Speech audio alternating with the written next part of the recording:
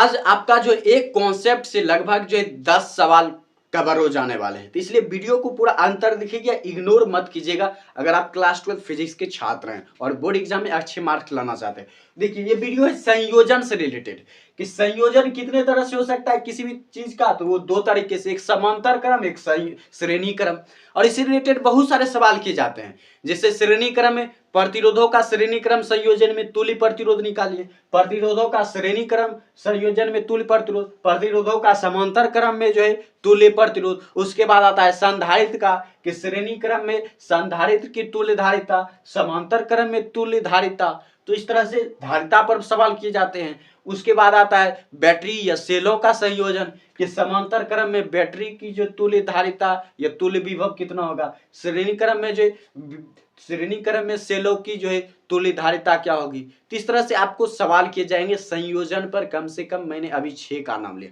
और भी जो आप टॉपिक उल्टाएंगे तो मिलेगा। तो कम से कम 10 सवाल हो जाते हैं संयोजन से रिलेटेड क्लास 12 में।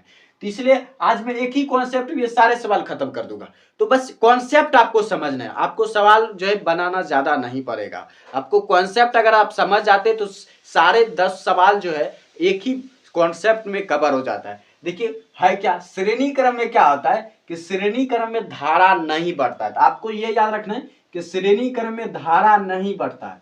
श्रेणी क्रम में जो धारा नहीं बढ़ता है, वहीं श्रेणी क्रम का उल्टा होता है समांतर क्रम, यानी दोनों एक दूसरे के उल्टा होता है। अगर श्रेणी क्रम में धारा नहीं बढ़ता है तो समांतर क्रम में धारा बढ़ जाएगा, यानी इसमें जो धारा बढ़ जाएगा, इसमें क्या होगा, धारा बढ़ जाएगा। उसके बाद दूसरा आता है कि अगर इसमें धारा बढ़ जाएगा तो विभव नहीं बढ़ेगा।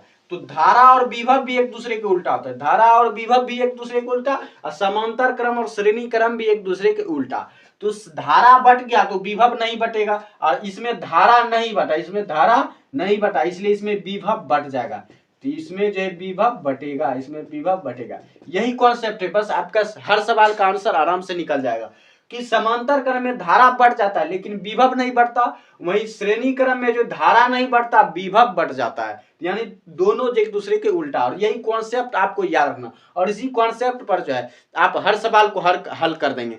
क्योंकि जो धारा अगर बढ़ गया तो जो बढ़ जाता है उसको कुल में अगर लिखना, जैसे धारा बढ़ गया तो धारा बढ़ जाएगा I1 I2 I1 I2 I3 I4, इस तरह से हो गया। अब कुल अगर धारा पूछा जाए तो I बराबर लिख देंगे, I बराबर I1 plus I2 plus I3 plus I4। इस तरह से ये कॉन्सेप्ट बराबर बैठ जाएगा। उसके बाद आप प्रतिरोध का अगर बना रहे हैं तो V बराबर IR पे बैठा दीजिए, तो आप I के जगह ले सकते हैं V बार। इस तरह से आप जोड़ घटा करेंगे तो आपका आंसर निकल जाएगा प्रतिरोध में। इसी तरह बैटरी में भी इसी का फॉलो करते हैं, C बराबर Q बार, C बराबर क्या हो जाता है, Q बार V, C बराबर Q बार V। तो इसमें भी देखिए यही है कि धारा किससे बना होता है, आवेश से बना होता है। यानी समांतर क्रम में धारा बढ़ जाता है यानी आवेश बढ़ जाता है, श्रेणी क्रम में धारा नहीं बढ़ता है, इसका मतलब आवेश नहीं बढ़ता है।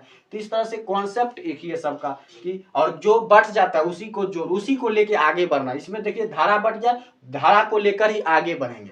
इसमें धारा नहीं बटा, कौन बटा, विभव, तो इसमें विभव को लेके आगे बढ़ेंगे, यानी V बराबर हो जाएगा V1 plus V2 plus V3। तो अब इसी को लेके आगे बढ़ेंगे, और जो नहीं बटा वो कॉमन आ जाएगा। वो क्या आ जाएगा, कॉमन। जैसे इसमें विभव नहीं बट, इसमें जो विभव बट गया, इसमें जो विभव नहीं बटा, तो इसमें विभव नहीं बटा तो ये कॉमन आ जाएगा, क्योंकि ये V/R1 ये हो जाएगा फिर V/R2 प्लस V/R3। ये प्रतिरोध का संयोजन अगर हमको निकालना हो, तुल्य प्रतिरोध, इसमें देखिए V और इसमें पूरा में V सब बराबर है, इसलिए V जो है कॉमन आके कट जाएगा, और हमारे पास जो आंसर आएगा 1/R बराबर 1/R1 plus 1/R2 plus 1/R3। तो ये किसका आता है, समांतर क्रम में तुल्य प्रतिरोध होता है। 1/R बराबर 1/R1 plus 1/R2 plus 1/R3। तो ये समांतर क्रम इस तरह से निकल जाता है, यानी जो बढ़ जाता है उसको इस तरह से उसी को जो बीजीय गणित में लेके शुरुआत करेंगे, और जो नहीं बढ़ता उसको कॉमन ले लेंगे। उसको क्या ले लेंगे, कॉमन। इसमें देखिए विभव बढ़ गया, अब जो धारा नहीं बटेगा तो धारा क्या आ जाएगा, कॉमन आ जाएगा। धारा कैसे कॉमन आएगा, तो V बराबर IR से, V बराबर क्या होता है, IR, तो V बराबर हो जाएगा IR। धारा नहीं बटा इसलिए धारा समान रहेगा, तो IR1 plus IR2 plus IR3। इस तरह से देखिए I क्या आ जाएगा, कॉमन, I कॉमन आ जाएगा, I कॉमन आ गया, R1 plus R2 plus R3। अब देखिए I कैंसिल हो जाएगा, हमारे पास R बराबर R1 प्लस R2, इस तरह से। तो यहाँ पर जो है ये कॉन्सेप्ट आपको सिर्फ समझना है कि जो बट जाता है उसको लेके आगे बढ़ना है, यानी जोड़ करके आगे बढ़ना, और जो नहीं बटेगा उसको कॉमन लेके आंसर निकल जाएगा।